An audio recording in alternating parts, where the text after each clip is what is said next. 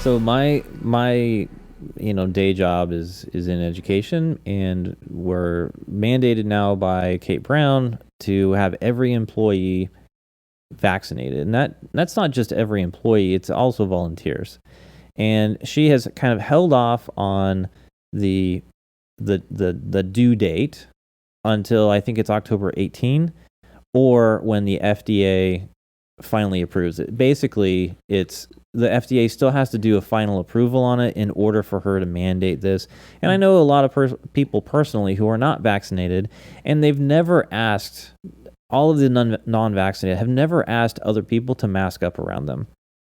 They're not asking to be protected, and everyone else has gotten vaccines. So why is it now that we're going to force those people? Because, again, we're in a spot that the statistics show that if you're vaccinated, the likelihood is very, very low, extremely low. We all know. But so do you know what the difference is, or what's going on with October 18 versus FDA approval? I'm not sure. I think that's when the FDA is scheduled to actually have an approval. So, I don't know for sure, but it doesn't matter to me. It's the fact of the matter is that we should still have a personal choice. We still need to be acting like we live in America. Now, you were talking a little bit earlier, and I had this conversation with some javelin throwers earlier today, and this is like a society that we live in where we have basically allowed ourselves to be dependent on other things. My point here is, in the world of being forced to get yourself a vaccine or take a medication or do whatever, if you go into, let's say, a store and they say, nope, you can't shop here unless you're vaccinated, or you work at a job, can't work here unless you're vaccinated, or whatever it is, there are levels of compliance that you can fight against and protest. If it's a store, and the only reason that I wouldn't shop at a store is because they're forcing me to wear a mask, I'll go down the street to the next store that doesn't require it. That's an easy choice to make. Now, if it's the next store is not down the street, but rather, let's say, a 10-minute drive, now we're talking about it's a little bit more of an obligation to drive that extra distance, but I'm still okay with doing that because I'll protest the mandate of that mask or vaccine. Okay. Now, a job, that's more of an extreme because a job is really your livelihood. Sure. And there are some people in relatively, let's say, low paying job where you could get that same job pretty much anywhere else that doesn't have that same policy. You could make those decisions, but I think that most of our society, they are very dependent on that particular agreement, that relationship. And so they're willing to then go against their, maybe morals isn't the right thing, but go against their beliefs in order to maintain that job. And, right. And if we had a society... I do that right now with the job I am at now. Well, yeah, as do I. But I look at it as if we had more people in the society that would stand up and actually make a decision with their feet by going someplace else, we would start to see that these policies are not going to be successful. Because if you go to a store and you get fewer customers because you have a sign on your window that says masks are required, then you're probably going to change your policy. Well, guess what? Everything we say, it's a chess game. Well, guess what? They've already moved to defeat that. And go to New York right now. Mm-hmm. Guess what? You can't go to the next store. You can't go to the next store. You can't go to the next store. If those stores do, they get fined. And so here's the next issue. Mm-hmm. So then you go, well, F that. I'm going to go to the next state. Oh, wait, you can't cross state lines now, remember? I don't know if it's implemented in New York or not, but that's the next thing is not crossing state lines without being vaccinated, right? Yeah, the vaccine passport. So therefore, if that keeps you, example, I'm not going to give you an example because it's going to show my geography or lack of my ability to know geography. Anyways, a blue state that happens to be bordering a red state couldn't just go over to one state or another to enjoy one of their freedoms. Their freedoms. There you go. But right now in New York, they don't have the option to do 3/4 of what you just said. Mm-hmm. And what do you think Oregon is going to want to follow suit? I'm sure California is pissed because they weren't the first ones to do it. But that's truly what they're doing. You have to show vaccination cards. You have to show ID and papers as you go in. And if they don't ask, they could be fined. So sounds great. The person that's willing to put some wear their tread on their shoes is great until they take that option away from you. Yeah, well, there's some dishonesty out there about the mask mandates where, like, Florida, Ron DeSantis has made I guess it's a law that says that you cannot do a mask mandate. And then a lot of news organizations are saying, well, he's going to kill the children because now they can't be masked up. And what the point that they're missing is that he's not banning masks. He's banning the mandate. The mandate. People still can wear masks all they want. That's fine. But the mandate, and I think that is terribly important. If this guy does run for president, I'll probably vote for him. Dude, he's for vaccinations, if I'm correct. Yeah. I'm not, but he is. But he's not. He's for the option of it. Exactly. He encourages people to, I think he's encourages to get them. I think he's not like, there's a difference between, not encouraging and being against the vaccination, in my opinion. But I feel that he is actually more on the side of promoting it than not even. So for the people that seem to hate him because he's an anti-COVID or anti-mask vaccination guy, that's not him. No. He's a freaking pro-American. All right, we are back. So wanted to transition a little bit to the big news, which is Afghanistan. President Biden decided to pull our troops out of Afghanistan, and I have to agree that I didn't really want to be in Afghanistan, and I'm glad that we're leaving, but how we're leaving is embarrassing. I completely agree. It's like when you're like dating this gal, unless they decide to mess around with her, and then, you're like, oh my gosh, what am I doing? Once you're in there, how you get out matters. You don't want, you gotta minimize conflict. Sometimes you just got to finish the job.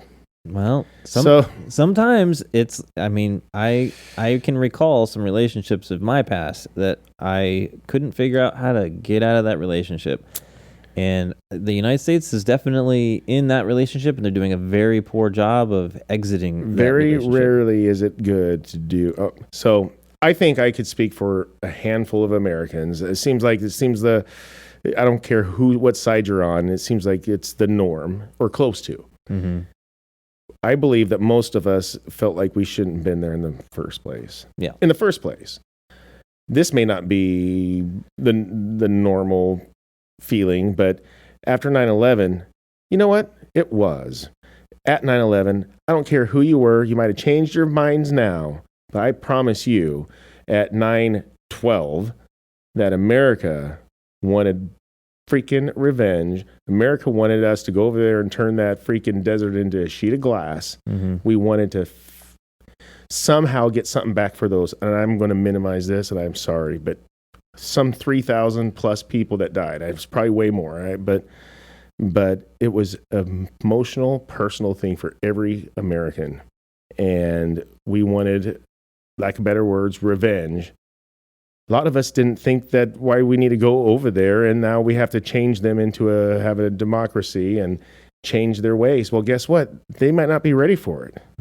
But I didn't understand why we had to do that. Yes, right or wrong, I don't care. Maybe I was just being emotional. Maybe it is the right thing. But I wanted him to go over and blast some crap. I wanted him to destroy anybody that would ever do it again. How's that? And I didn't care that we would be there for 20 years. And I think most of us didn't want that. What bothers me is that the Taliban, they're a bunch of cave people, to be honest. They live up in the caves, and they've been fighting against, U.S. military for the first few years. And then the Afghanistan military, they started to kind of take over a lot of the operations, and the U.S. was doing training and then air support. And how this stuff sort of went down is that the military started to basically exit and the air support started to exit, and all that additional support went away. And then the Afghan military completely caved in. In fact, the leader of the country ended up flying and exiting the country. So the Taliban ended up having a lot more opportunity to speed through and start taking over territories and cities and whatnot. And it just started to crumble. And the U.S. supposedly is in some sort of agreement with Taliban about, not attacking the troops and all this stuff. And doesn't that blow you away? What American wouldn't be blown away that they're negotiating with the freaking terrorists? Well, the way I look at it is that there should have been a bigger effort to remove their capability of creating an army, a Taliban army that had the capability of moving cross country like that. And I don't know why that didn't take place, but when you see a crumbling of the Afghan military, partly because the U.S. left in such a way that could not provide support, and then they left all these other assets, and we're talking human assets. And then you get to the point where you start seeing these articles that, in fact, I'm looking at one here, where the military left all of their other, not all, but a majority of their resources in Humvees, air support, weapons. They have more Taliban has more Apache helicopters than the Australian Army does now, or military now. That's just that's so irresponsible in my mind. We not only funded, we supported and we armed the Taliban on our tax dollars. And how about this? If our president was right, because it was all planned, most people knows that when people flee, they don't always just take all their stuff. But what they do, they have things they do, and they have to destroy things. Yeah, that's right. And they didn't destroy much of it, and they left it for them. It wouldn't have taken much but a flare in each one of those choppers to make them never work again. And with their abilities, you could have just cut a few wires. Especially with their abilities. And it's not like, those folks are probably not capable of handling a lot of that, a lot of those assets. But to leave them there allows them to stockpile and to then utilize them, learn how to use stuff, and coordinate their efforts. So here's the scarier part. There's still over 10,000 people still over there, okay? Well, they have this list of who people are and where they are. They could round up those people and force them to fly those things because those people are still there. And so, but I can't remember what they call it, though, something report, which I think was something list that has all the lists of the people that are and their abilities over there. And now that they have that in their hands, this person that could fly this chopper, they could go utilize or forced to utilize. Well, I think it's terribly irresponsible to have all those assets. Like you said, throw a flare in there, at least destroy some of the capabilities. I just think it's so irresponsible to leave such high-tech resources, ammunition and weapons and other technology. Like it's like night vision. Yeah, now they have capabilities that they never had before, and it's in mass. All right, let's wrap it up. What do you say? Yes, I think we should. All right. Just like I think Hunter Biden should do. All right, thanks for watching. Thanks for listening. If you don't mind, hit that subscribe button on YouTube. If you're just listening to podcasts, please share this podcast with others. We would appreciate that. You can find us at nevertooserious.com. Send us an email at mailbag@nevertooserious.com. You can also find us on Twitter and Gettr at the NTS Podcast. And is it too soon to bring it up? But is there anything on the swag part of town? Yeah, we've got some merch. And I can't wait for my first order to arrive. Yep, me so too. I can wear some stuff. But yeah, you can't wait to show it off. I hope I didn't jump the gun. I don't know if we want to have a reveal, but why not? People will be able to get theirs early too. Yeah, it's in fact for the next couple of weeks, you get 15% off on your order. So go to our website, nevertooserious.com, and you can see the shop for merch link there. So that would be fantastic. And where they could send us maybe a picture of them wearing it. That would be awesome. Where could they send that, Scott? On Gettr or Twitter. Twitter. That would be great. Yep. Okay, well, until we see you next time, take care. And be safe.